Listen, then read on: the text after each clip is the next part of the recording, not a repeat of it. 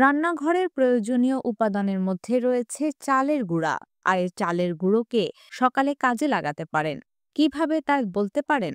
রূপ বিশেষজ্ঞরা বলছেন চালের গুঁড়োয় রয়েছে অ্যান্টিঅক্সিডেন্ট এবং অ্যান্টি ইনফ্লেমেটরি বৈশিষ্ট্য।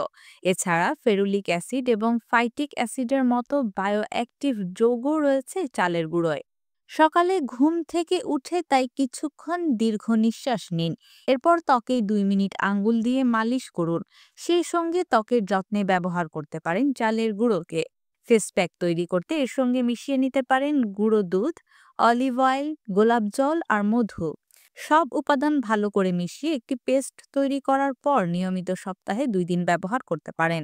নিয়মিত এই ফেস প্যাক ব্যবহারে মুখের ত্বকে প্রতিরোধী ক্ষমতা বৃদ্ধি করে।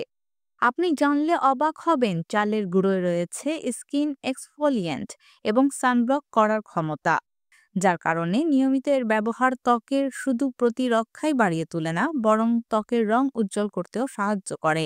এছাড়া ত্বক পরিষ্কার করতে এবং মৃত কোষ অপসারণেও দারুণ কাজে আসে এই চালের গুঁড়ো। তাই আজ থেকে এর তৈরি ফেস প্যাক বাড়িতে তৈরি করে সকালে ঘুম থেকে উঠে অথবা রাতে ঘুমাতে যাওয়ার আগে ব্যবহার করতে পারেন।